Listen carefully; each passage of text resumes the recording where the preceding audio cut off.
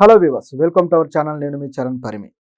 రాహుల్ గాంధీ దెబ్బకి కలవరపడుతున్న అమిత్ షా, అలాగే బీజేపీ చూస్తుంటే అలాగే ఉంది. ఇప్పుడు జార్ఖండ్, హర్యానా ఈ ఎలక్షన్స్ ఉన్నాయి కదా, మహారాష్ట్ర ఈ స్టేట్స్లో ఈ అసెంబ్లీ ఎలక్షన్స్లో క్యాంపెయినింగ్ మొదలైపోయింది. ఈ క్యాంపెయినింగ్లో ఒక్కొక్క నాయకుడు, బీజేపీ నాయకుడు ప్రచారాలు చేయడం మొదలుపెట్టారు. ఈ ప్రచారంలో భాగంగా రాహుల్ గాంధీ విషయంలో వాళ్ళు ఎంత కలవరపడుతున్నారో బయట పెట్టుకుంటున్నారు. సో నిన్న జార్ఖండ్లో ప్రచారం జరిగింది. అమిత్ షా దానికి హాజరయ్యాడు. హాజరైన తర్వాత ఆయన మాట్లాడిన మాటలు చూస్తే రాహుల్ గాంధీ మీద కొన్ని విమర్శలు చేశాడు. ఆ విమర్శలు కానీ, ఆ పద్ధతి కానీ ఎందుకో కంగారు పడుతున్నాడు. రాహుల్ గాంధీ నెక్స్ట్ పార్లమెంట్లో రెచ్చిపోతాడని భయపడుతున్నట్టుగా కనిపిస్తుంది. ఆయన చేసిన కామెంట్లు ఏంటంటే, రాహుల్ గాంధీ చాలా అహంకారంతో వ్యవహరిస్తున్నాడు, పార్లమెంట్లో ఆయన ప్రవర్తన బాగాలేదు, హద్దులు మీరు ప్రవర్తిస్తున్నాడు అంటూ వ్యాఖ్యానించాడు. ఇది ఒకటే కాదు, ఎవరైతే ఈ కాంగ్రెస్ పార్టీ ప్రతిపక్షం ఉందో, ఈ ప్రతిపక్షానికి వచ్చిన సీట్లు చాలా తక్కువ. బీజేపీ కాంగ్రెస్ కన్నా చాలా ఎక్కువ సీట్లు, 240 సీట్లు గెలుచుకుంది. సో మేము అధికారాన్ని ఏర్పాటు చేస్తాము, మేము ఆ స్థాయిలో ఉంటాం, కానీ అధికారాన్ని ఏర్పాటు చేయలేని వాళ్ళు, ఓడిపోయిన వాళ్ళు ఎందుకు అహంకారంతో ఉన్నారో అర్థం కావట్లేదు. ఓడిపోయిన వాళ్ళకి అహంకారం ఉండటం చూస్తే మొదటిసారి నేను చూస్తున్నా, ఆశ్చర్యంగా ఉంది అని చెప్పి ఆయన అనడం జరిగింది. సో దీంతోపాటు పార్లమెంట్లో రాహుల్ గాంధీ ఈ విధంగా ఒక ఇన్సల్టింగ్ నేచర్తో బిహేవ్ చేయడం సరైంది కాదు, ఇది ఇలా ఎప్పుడూ లేదు అని చెప్పేసి రాహుల్ గాంధీని కొద్దిగా దుయ్యబట్టే ప్రయత్నం చేశాడు. కానీ ఇది చూస్తుంటే ఇదేమీ అహంకారంతో రాహుల్ గాంధీ ప్రవర్తించినట్టుగా గత మీటింగ్లో ఎప్పుడు కనిపించలేదు. ప్రజలు కూడా చూశారు దాన్ని. రాహుల్ గాంధీ గతంలో మాట్లాడిన ఆ మాటలు బాగా వైరల్ అయిపోయాయి. మొదటి పార్లమెంట్ సమావేశాల్లో మొదటిసారి ఆయన ఒక ప్రతిపక్ష నేతగా ఉండి ఆయన మాట్లాడాడు. ఆ శివుడి ప్రతిమను చూపించి శివుడు శాంతికి గుర్తు, కానీ బీజేపీ వాళ్ళు హిందుత్వ అని చెప్పేసి ఒక హింసాత్మకవాదాన్ని ప్రోత్సహిస్తున్నారు, హింస రేపెడుతున్నారు అని చెప్పేసి రాహుల్ గాంధీ మాట్లాడడం జరిగింది. సో ఈ మాటలకి బీజేపీకి ఒక అల్లకల్లోలం అయిపోయింది. మోడీ కూడా తెల్లబోయాడు, స్పీకర్ కూడా తెల్లబోయాడు. స్పీకర్ మీద కూడా సెటైర్ వేశాడు రాహుల్ గాంధీ. సో మీరు మోడీకి షేక్ హ్యాండ్ ఇచ్చేటప్పుడేమో ఇలా వంగి వంగి దండాలు పెట్టారు, నాకు మాత్రం నిటారుగా ఇచ్చారు, మోడీ అంటే ఎందుకు మీకు అంత మీ వెన్ను వంగుతుంది అని చెప్పేసి క్వశ్చన్ చేయడం జరిగింది. సో ఈ విధంగా రాహుల్ గాంధీ అందరినీ ఆడేసుకున్నాడు ఆ రోజు. సో ఆయన స్పీచ్ చాలా అద్భుతంగా వైరల్ అయిపోయింది. దాంతో ప్రతిపక్షం ఎంత గట్టిగా ఉంది అనేది బీజేపీకి రీచ్ అయింది.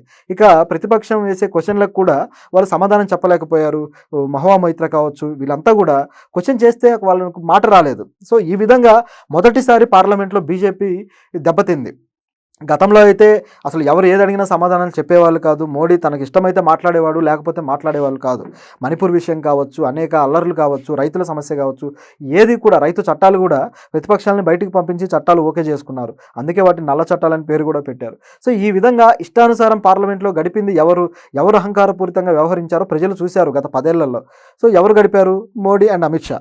సో వీళ్ళు ఈ విధంగా సాగించి ఇప్పుడు చూస్తే సడన్గా రాహుల్ గాంధీ ఒక్క స్పీచ్కే వీళ్ళు ఆయన అహంకారి అన్నారంటే ఎంత భయపడుతున్నారో అర్థమవుతుంది. సో ఇది ఒక్కటే కాదు, ఈ జార్ఖండ్ ఎలక్షన్లో ఆయన చేసిన అనేక వ్యాఖ్యలు కూడా కాస్త డిఫరెంట్గానే ఉన్నాయి. ఏది కూడా జెన్యూన్గా అనిపించలేదు. జార్ఖండ్లో ఆయన ఏమన్నాడంటే, ఈ జార్ఖండ్ అనేది మనకు తెలిసిందే, అది ఒక గిరిజనులు ఎక్కువగా ఉండే ప్రాంతం. సో అది బీహార్ నుంచి విడిపోయిన తర్వాత అది ప్రభుత్వం ఏర్పాటు చేయడం కావచ్చు, ఈ ప్రత్యేక హోదా కావచ్చు, ఇవన్నీ కూడా ఆ రాష్ట్రానికి ఒక బలం చేకూరుస్తూ వచ్చాయి. ప్రస్తుతం కూడా ఒక గిరిజనుడే దానికి సీఎంగా ఉన్నారు. సో ఈ పరిస్థితుల్లో జార్ఖండ్ మీద ఆయన చేసిన కామెంట్స్ ఏంటంటే, జార్ఖండ్లో గిరిజన మహిళలు కూడా లవ్ జిహాద్కి ఎఫెక్ట్ అవుతున్నారు, గిరిజన స్త్రీలను లవ్ జిహాద్ పేరుతోటి వశపరుచుకుంటున్నారని చెప్పి కామెంట్ చేశారు. అసలు ఈ లవ్ జిహాద్ అనే ప్రోగ్రామే బీజేపీ వాళ్ళు క్రియేట్ చేసిన ఒక ఫేక్ డిజైన్ అనమాట.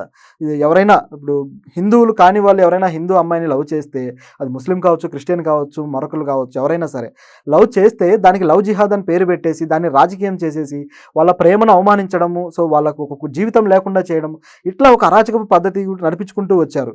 ఈ లవ్ జిహాద్ అనే విషయంలో ఉత్తరప్రదేశ్లో గత ప్రభుత్వంలో, యోగి ఆదిత్యనాథ్ ప్రభుత్వం గతంలో దాదాపు 120-130 కేసులు పెట్టి జంటల మీద వాళ్ళని ఇబ్బంది పెట్టారు. అందులో చాలామంది జెన్యూన్గా పెళ్లిళ్ళు చేసుకొని హాయిగా జీవితం గడుపుతున్న వాళ్ళు ఉన్నారు. వాళ్ళ ప్రేమలను అవమానించే ప్రోగ్రాం పెట్టుకున్నారు, కానీ కోర్టు మాత్రం ఆ కేసులను తీసుకోలేదు, కొట్టేసింది.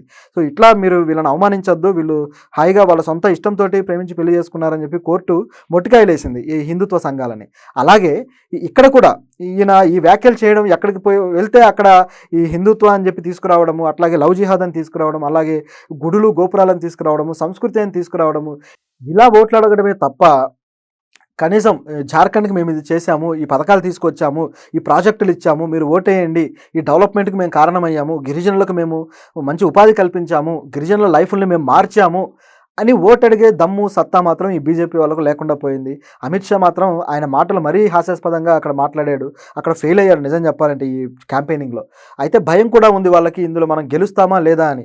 మొన్న ఉప ఎన్నికల్లో ఎప్పుడైతే దెబ్బ పడిందో సో ఒక్కసారిగా రాహుల్ గాంధీ గ్రాఫ్ పెరగడము, ఉప ఎన్నికల్లో దెబ్బ పడడము ఇదంతా చూస్తే రాహుల్ గాంధీ వల్ల ఇదంతా జరుగుతుంది. ఈ ఎఫెక్ట్ అంతా క్రియేట్ అయింది ప్రజల్లో.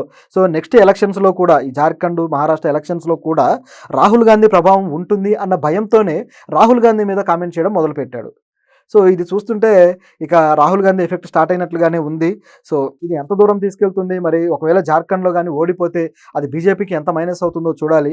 అలాగే రాహుల్ గాంధీని పార్లమెంట్‌లో ఎలా ఎదుర్కొంటారో కూడా చూడాలి. ఎందుకంటే ఇక నెక్స్ట్ బడ్జెట్ సమావేశాలు స్టార్ట్ అవుతున్నాయి. ఈ బడ్జెట్ సమావేశాల్లో సో ఇక నిర్మలా సీతారామన్ గారు ఎప్పుడు కూడా కొన్ని రాష్ట్రాలకు అన్యాయం చేస్తూనే వస్తారు కదా!